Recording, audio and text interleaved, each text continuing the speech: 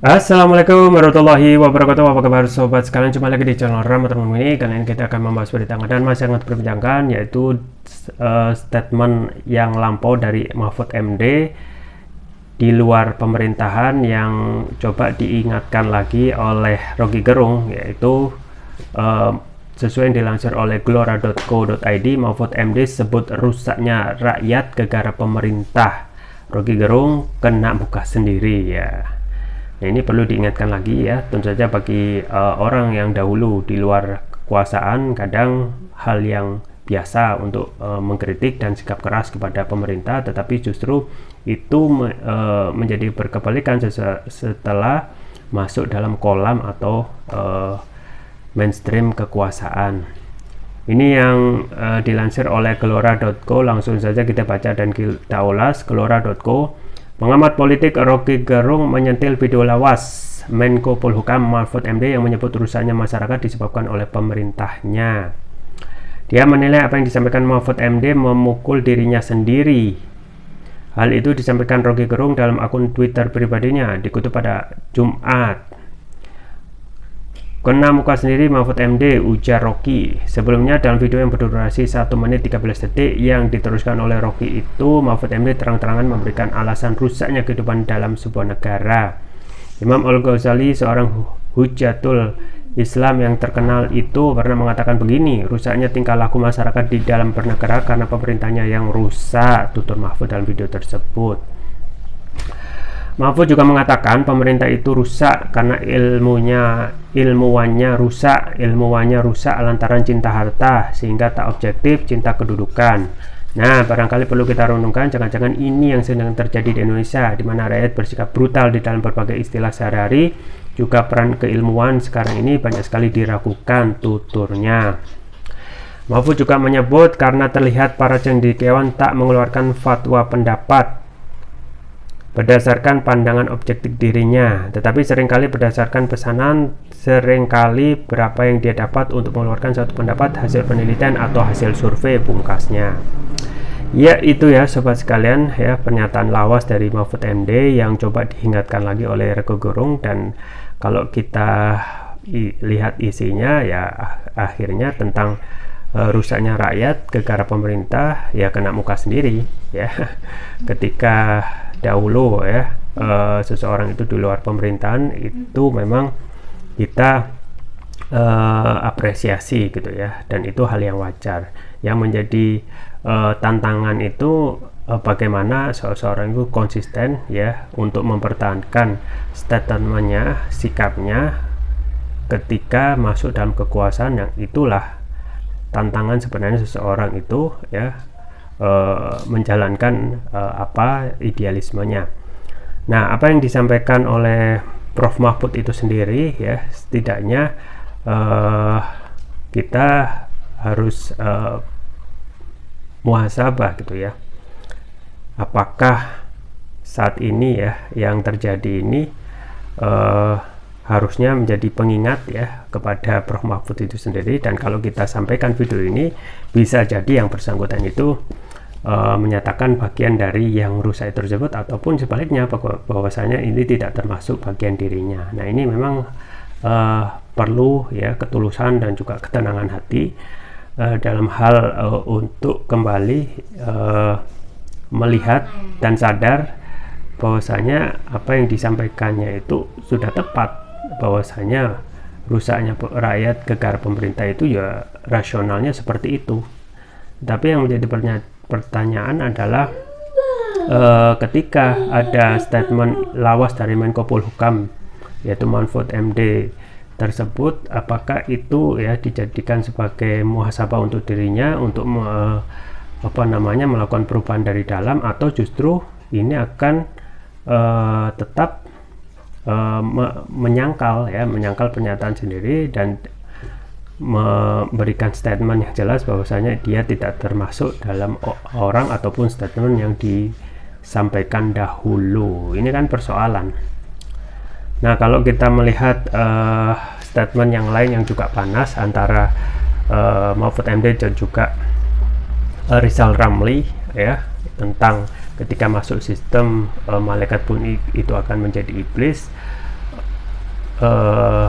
terjadi pergolakan ya, terjadi saling bantah, dan terlihat jelas bahwasanya memang suka atau tidak suka ada sikap inkonsistensi dari Prof. Mahfud itu sendiri.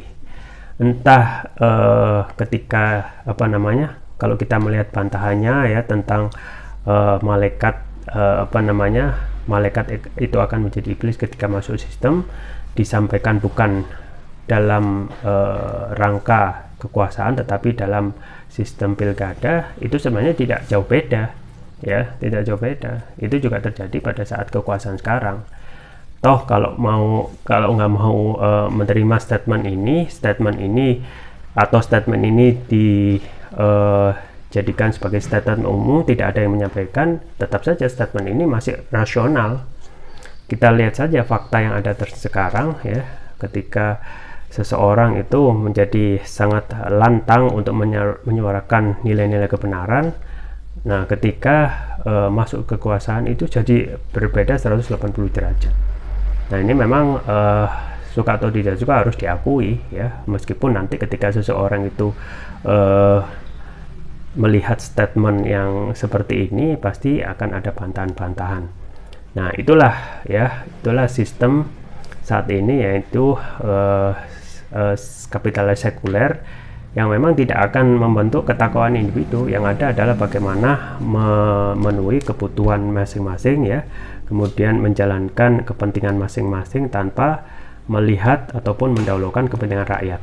Yang ada adalah menjalankan seluruh keinginan kepentingan tanpa melihat apa itu baik atau buruk, atau apa itu halal atau haram, semuanya diterabas.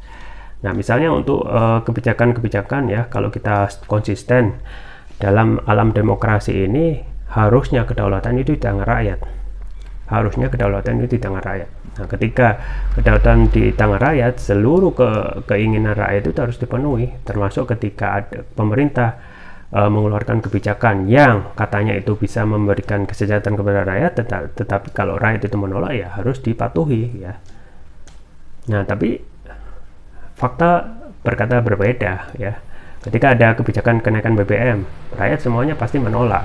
Tetapi yang ada ternyata adalah kebijakan itu terus dijalankan, diimplementasikan hingga saat ini. Ya, berarti sebenarnya ini menggambarkan bahwasanya demokrasi itu utopis, hal yang tidak akan bisa pernah diwujudkan kedaulatan rakyat. Yang terjadi adalah mewujudkan kedaulatan oligarki ya, kapitalisme ya, dan para pemilik modal ya. Nah, makanya sistem-sistem seperti ini yang berasal dari sebenarnya berasal dari luar ya, dari luar pun kita ketahui sudah terjadi kerusakan luar biasa di segala aspek ketika sistem demokrasi ini dipakai, suka atau tidak suka. Nah, itu juga yang terjadi di Amerika misalnya, sistem kapitalis yang merajalela dan dianggap sebagai sistem yang baik ya, ternyata kita lihat ya, yang kadang yang juga dipakai di sini, yang kadang tidak pernah diakui, itu tidak pernah bisa memberikan keadilan di tengah-tengah masyarakat. Yang ada adalah bagaimana ketika kapitalis itu dijalankan, kepentingan oligarki lah yang akan menjadi yang utama, kepentingan para kapitalis yang menjadi utama. Maka dahulu itu pernah ada demo ya, we are 99%, kita itu 99%. Artinya 99% orang itu merebutkan 1% sumber daya, dan 1% oligarki itu menguasai ya mayoritas 99%. Jadi sedikit segelintir orang itu menguasai mayoritas, dan ya, orang mayoritas itu hanya mendapatkan sedikit saja gitu ya. Itu juga pernah ya disampaikan oleh Menteri Keuangan ya, kalau nggak salah, bahwasanya 100 atau 4 keluarga terkaya di Indonesia itu menguasai sumber daya hampir 100 juta rakyat. Nah, ini adalah gambaran ya ketidakadilan dalam sistem kapitalis, termasuk juga sistem demokrasi yang katanya kedaulatan ada di tangan rakyat, yang terjadi adalah kedaulatan di tangan oligarki. Nah, ini juga kalau kita melihat test case-nya sama seperti kondisi yang baru-baru ini, yaitu bagaimana Perpu Ciptaker itu seakan dipaksakan. Dan kalau kita melihat isi dari Perpu yang Ciptaker itu benar-benar lebih memberikan kepentingan kepada oligarki, para pemilik modal, daripada kepentingan rakyat, terutama bagi kaum buruh, ya. Justru ketika ada Perpu yang baru diketok sekarang, dan sekarang ramai diperbincangkan dan menjadi kontroversi, yang terjadi adalah terlihat jelas Perpu ini ya isinya lebih liberal ya daripada undang-undang Omnibus Law itu sendiri. Itu juga pernah disampaikan oleh Rizal Ramli bahwasanya dagingnya undang-undang atau Perpu itu sendiri memang memberikan karpet merah kepada oligarki, yaitu tentang perpanjangan konsesi. Konsesi itu ya dalam Perpu ini ya benar-benar memberikan ruang leluasa, dan yaitu perpanjangan masa konsesi 2 kali 10 tahun. Ya, coba bayangkan.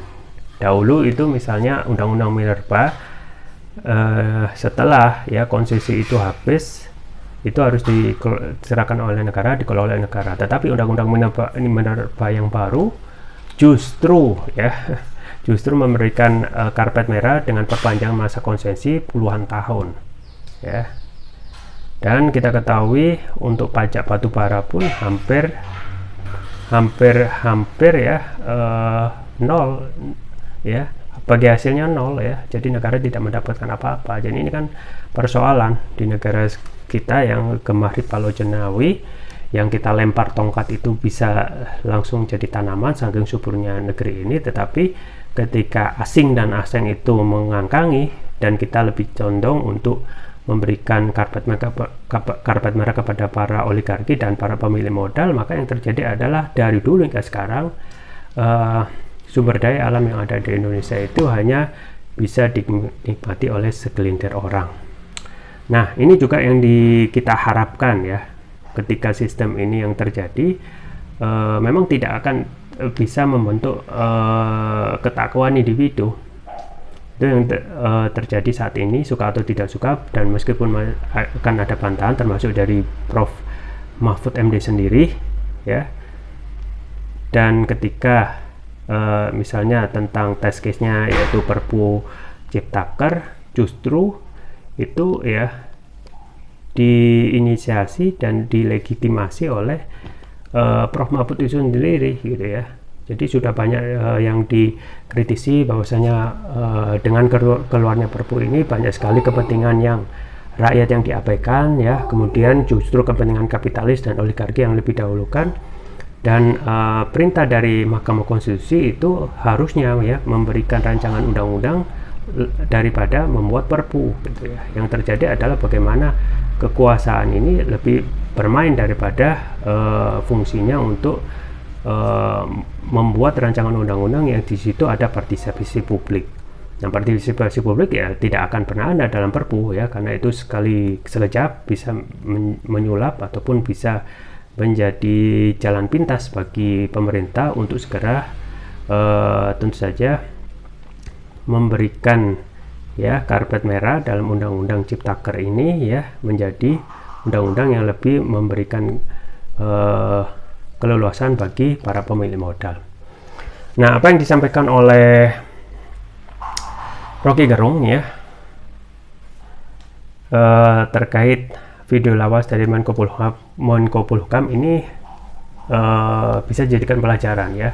Bisa jadi ini juga menyerang siapa saja termasuk dari kita ya, yang memang ketika sistem ini dipakai, siapapun yang masuk itu ya malaikat pun akan menjadi iblis gitu ya. Makanya sistem ini menjadi akar permasalahan ya.